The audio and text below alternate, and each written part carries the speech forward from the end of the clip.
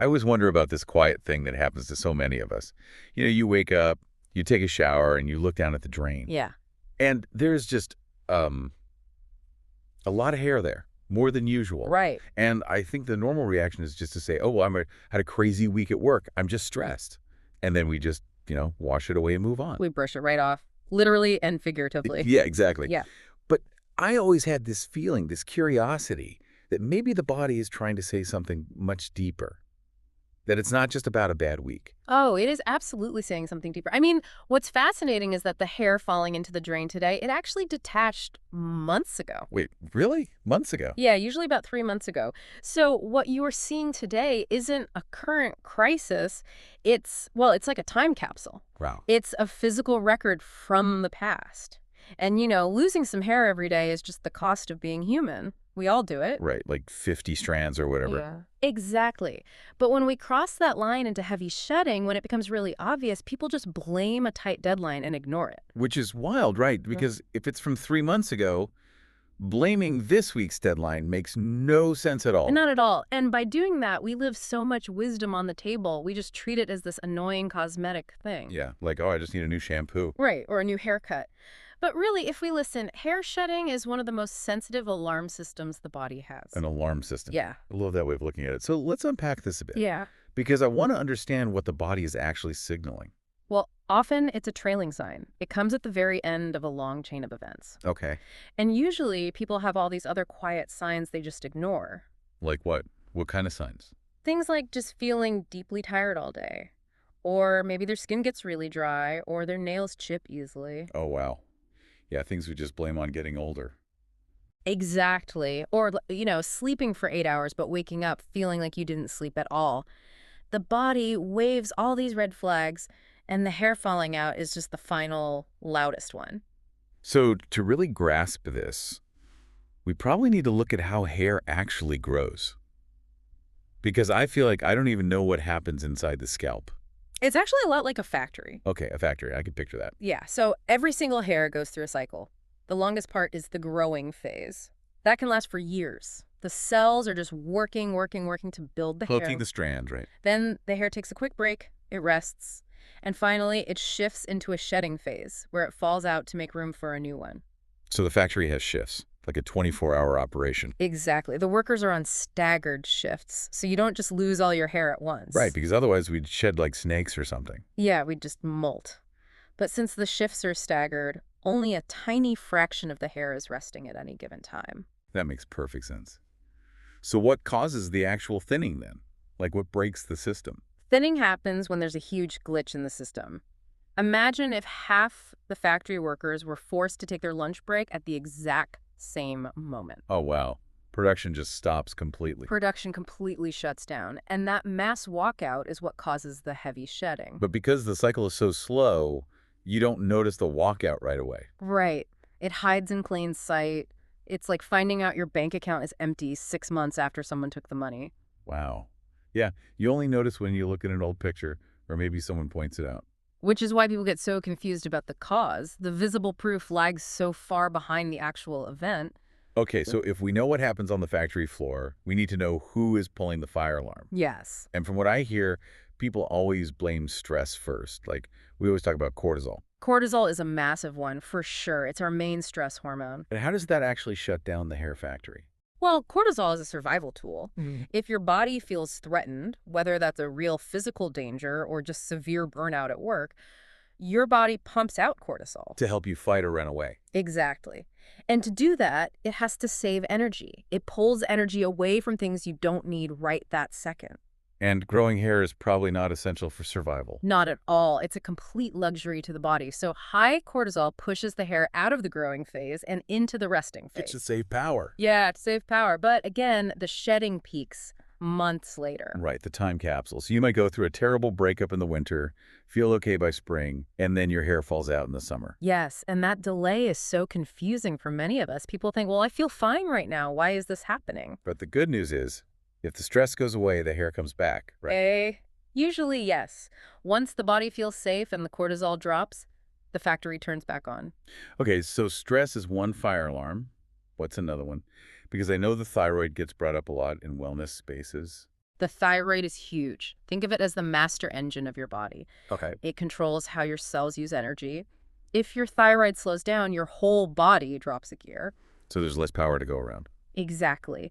And the body is very smart. It does triage. It makes sure your heart and your brain get power, but it cuts the power to the hair. And does that just cause shedding, or does it change the hair too? Because I've noticed people saying their hair feels different when they feel sluggish. Oh, it completely changes the texture. The strands can get very rough or brittle. Because the factory is running on low power. Right, it's making a weaker product. That makes total sense. Yeah.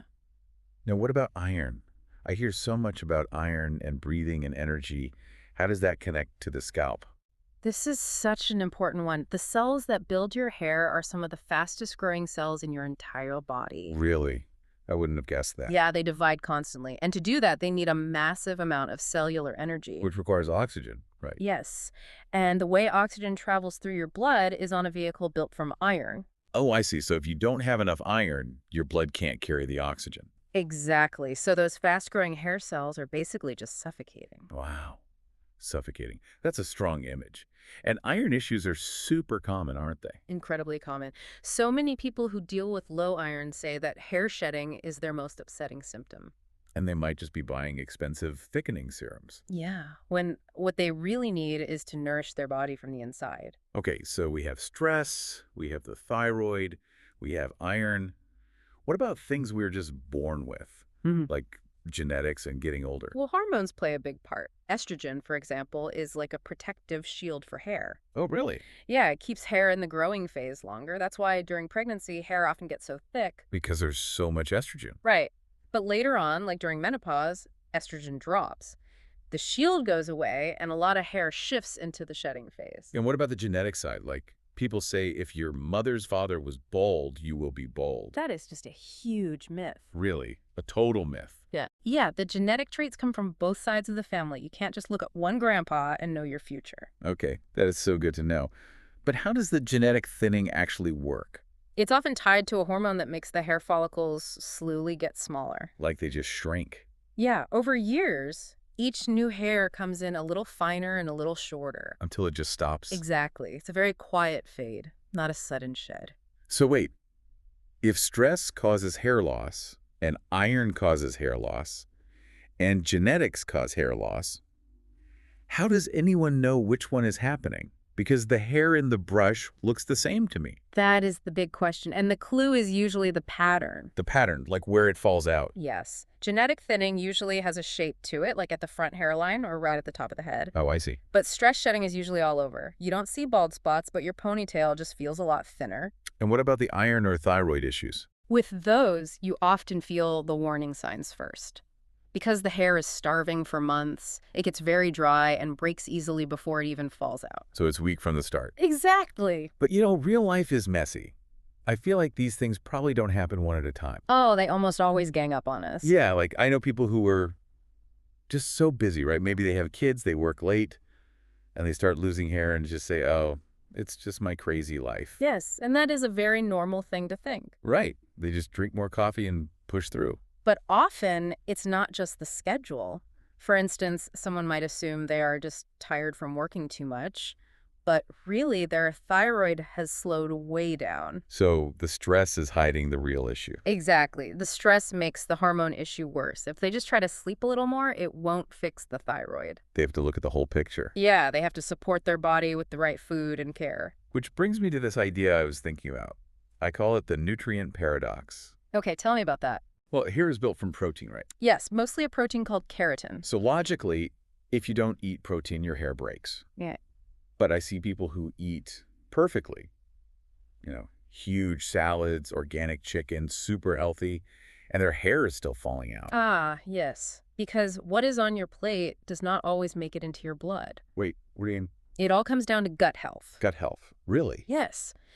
When we are deeply stressed, our nervous system stays in survival mode. The fight or flight thing. Right. And when that happens, the body actually shuts down the rest and digest system. Oh, wow. Your gut becomes tight and swollen. So you can eat the most amazing healthy food, but your body isn't absorbing the nutrients. Because the gut is just locked down from stress. Exactly. The hair starves, even with a perfect diet. That is wild. So two people could eat the exact same healthy meal, But if one of them is super stressed, they don't get the nutrients? That is exactly what happens. Your nervous system decides if your scalp gets fed. That explains so much. Like, you see someone working insane hours answering emails at midnight.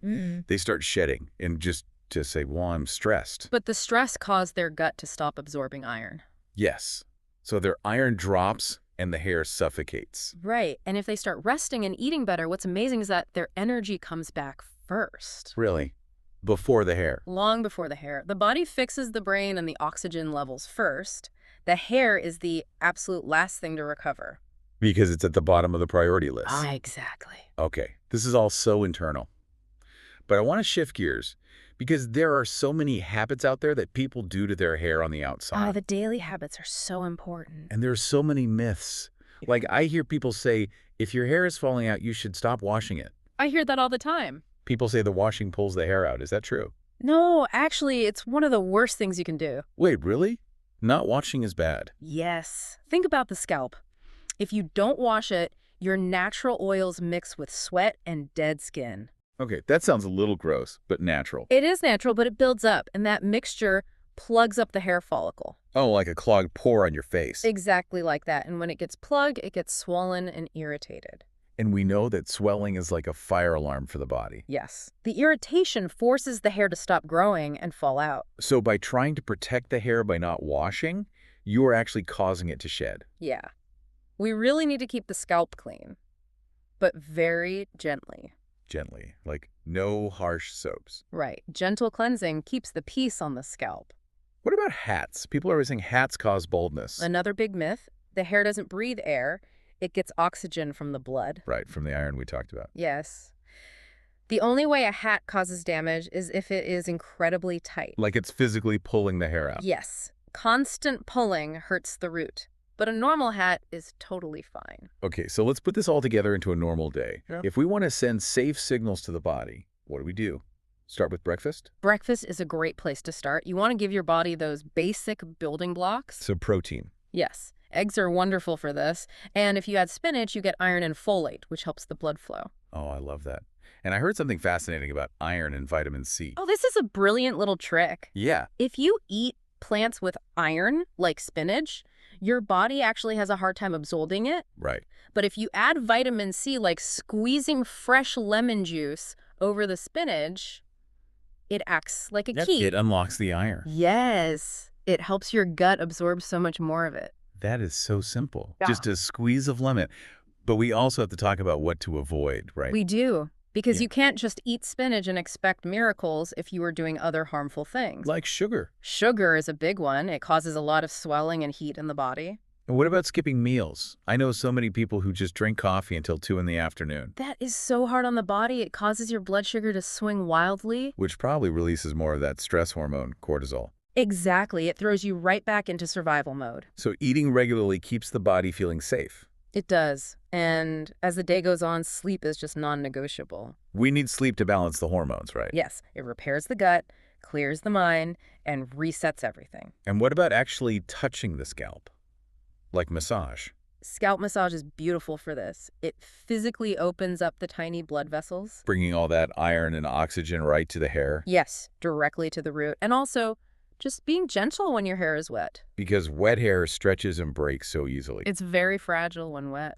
Okay, so we have gentle washing, good protein, vitamin C, sleep, and managing our stress. It really shows how everything in the body is connected. It is all deeply connected. The gut health, the mental health, the sleep, they all talk to each other. But there is one harsh reality we have to remember from all this: the timeline. Ah, yes.